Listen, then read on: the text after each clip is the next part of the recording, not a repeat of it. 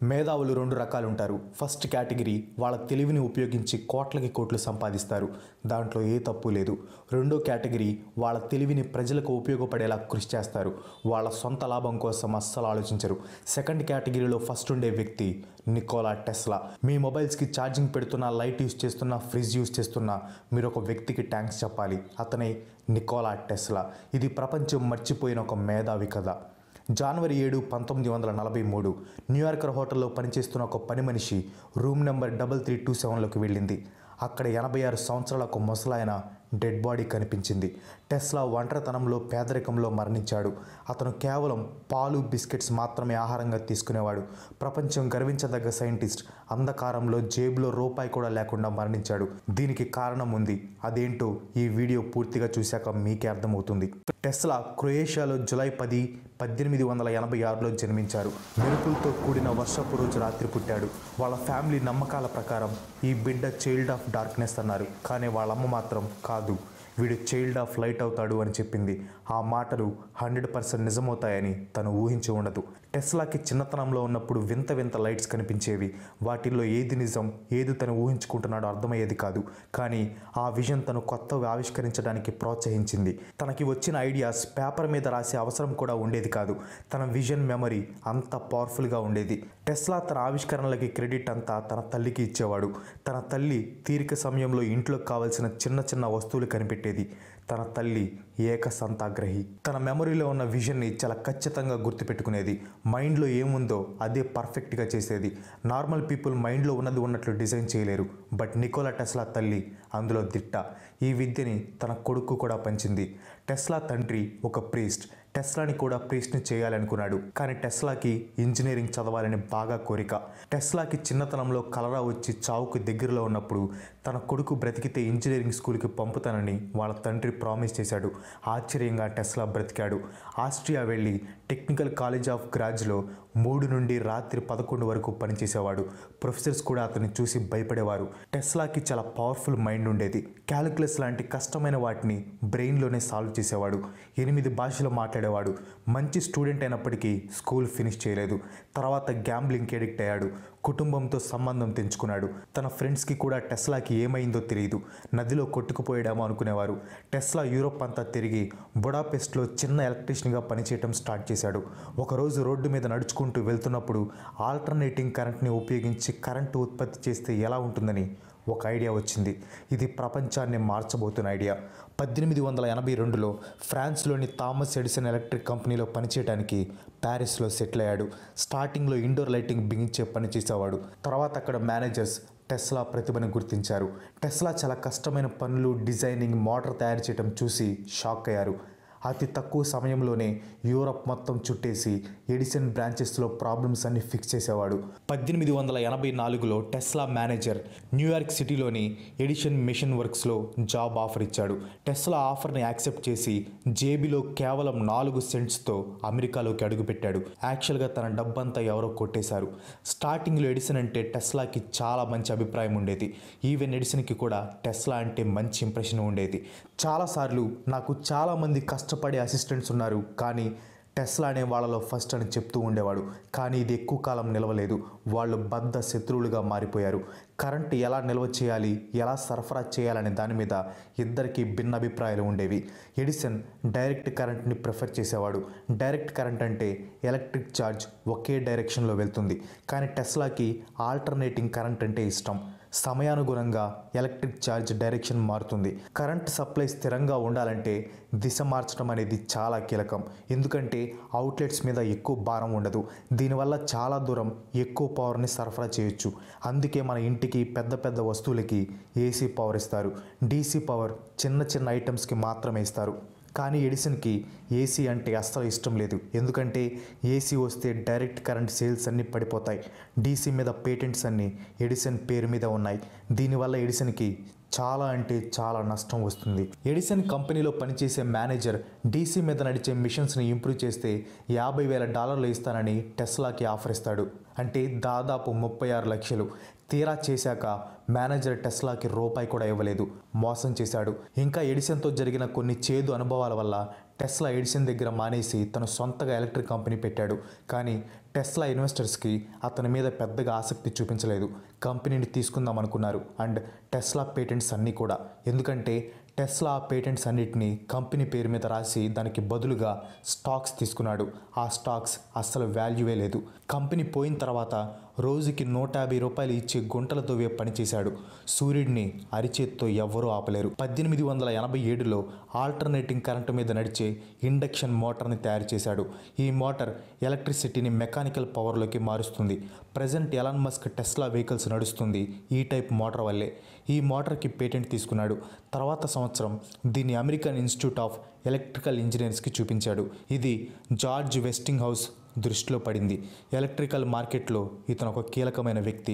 తను దేనికోసమైతే ఎదురు చూస్తున్నానో టెస్లా అదే తయారు చేశాడని అతనికి అర్థమైంది. ఎప్పటి నుండో ఎడిసన్ డీసీ సిస్టంతో పోటీ పడాలని చూస్తున్నాడు. సో ఏసీ మోటార్ పేటెంట్స్ని వాషింగ్టన్ హౌస్కి ఇచ్చి దానికి రిటర్న్లో $60,000 స్టాక్ అండ్ రాయల్టీస్ తీసుకున్నాడు. వెస్టింగ్టన్ హౌస్ టెస్లాని తన కన్సల్టెంట్గా పెట్టుకున్నాడు. నెలకి $2,000 జీతం. అదే ఇప్పుడైతే $50,000 వరకు ఉంటుంది. ఇంకా చూడు, కరెంట్కి మధ్య యుద్ధం స్టార్ట్ అయింది. వెస్టింగ్ హౌస్ టెస్లాకి అపకీర్తి తీసుకురావడానికి ఎడిసన్ చాలా ట్రై చేశాడు. ఎడిసన్ సీక్రెట్గా ఆల్టర్నేటింగ్ కరెంట్ యూస్ చేసే ఎలక్ట్రికల్ చైర్కి పెట్టుబడి పెట్టి ఏసీ కరెంట్ డేంజరస్ అని ప్రూవ్ చేయాలనుకున్నాడు. ఎడిసన్ కంపెనీ పబ్లిక్లో జంతువుల్ని కూడా టార్చర్ చేసి ఏసీ పవర్ డిజైన్ అని చూపించాలి అనుకున్నారు.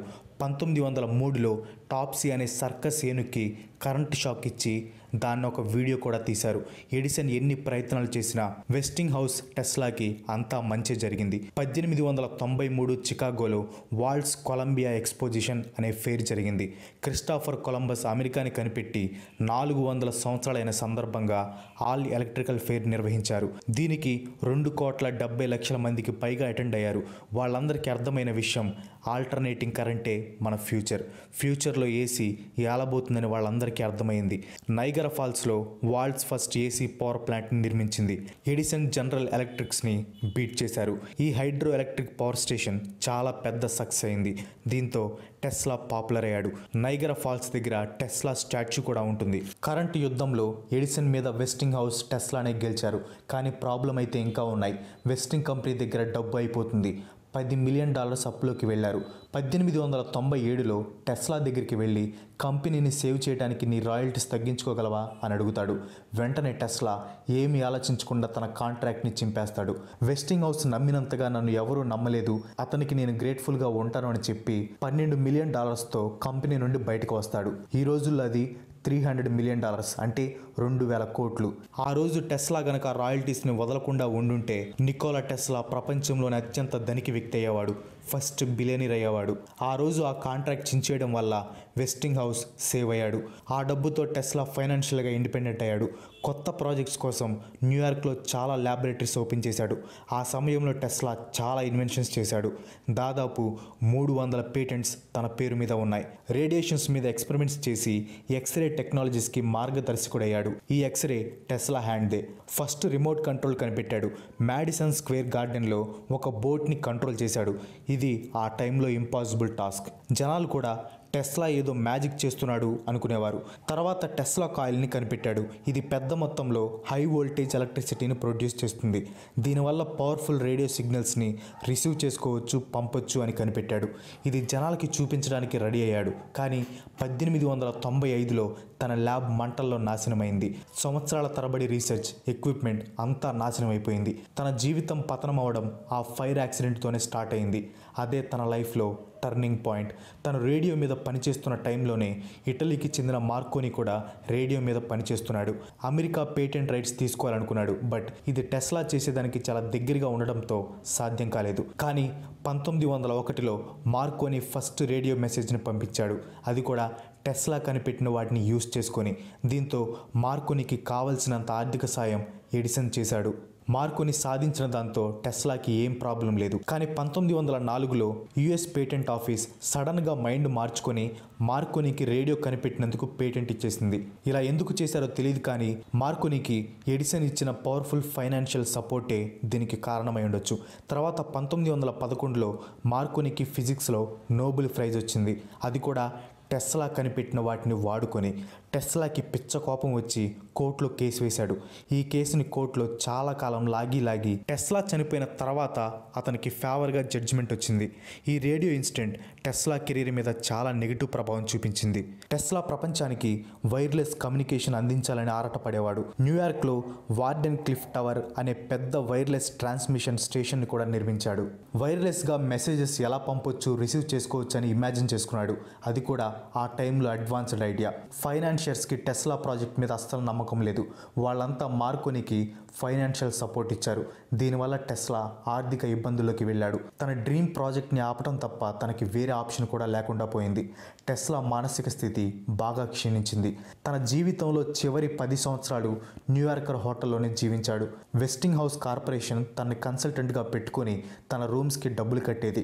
చివరికి జేబులో రూపాయి కూడా లేకుండా చనిపోయాడు. ప్రపంచంలోనే గ్రేటెస్ట్ ఇన్వెంటర్ అయిన వ్యక్తి ఇంత దీనస్థితిలో ఎలా చనిపోయాడు? తన ల్యాబ్ తగలబడినప్పుడు టెస్లా అన్లక్కీ అని చెప్పొచ్చు. కానీ మెయిన్ రీజన్ టెస్లాది బిజినెస్ మైండ్ కాదు. ఏ బిజినెస్ మ్యాన్ కూడా ఏసీ మోటార్ లాంటి ఇన్వెన్షన్ మీద రాయల్టీస్ వదులుకోడు. తను డబ్బు గురించి ఎప్పుడూ ఆలోచించలేదు. తన ఆలోచన అంతా మానవ జాతికి మెరుగైన జీవనం అందించాలని, ప్రపంచాన్ని మార్చాలనుకున్నాడు, మార్చాడు. నిజంగా ఇలాన్ మస్క్కి థ్యాంక్స్ చెప్పాలి, టెస్లా పేరు తన కంపెనీకి పెట్టుకున్నందుకు. ఆ కంపెనీని ఇన్స్పైర్ చేసిన వ్యక్తి గురించి జనాలు మాట్లాడుకుంటారు. ఆయన ఆవిష్కరణల గురించి జనాలు తెలుసుకుంటారు. టెస్లా వల్లే మోడర్న్ వరల్డ్ ఇలా ఉంది. టెస్లా తల్లి ఆ రోజు వీడు చైల్డ్ ఆఫ్ లైట్ అవుతాడు అని చెప్పింది. అదే కరెక్ట్ అయింది. That's all for today. ఈ వీడియో మీకు బాగా నచ్చింది అనుకుంటున్నాను. వీడియో నచ్చితే లైక్ చేయండి, షేర్ చేయండి. నెక్స్ట్ వీడియో మిస్ కావడం అనుకుంటే నా ఛానల్కి తప్పకుండా సబ్స్క్రైబ్ అవ్వండి. ఇంకో మంచి ఎపిసోడ్తో మీ ముందుకు వచ్చేస్తాను. అంతవరకు సెలవు. Bye bye.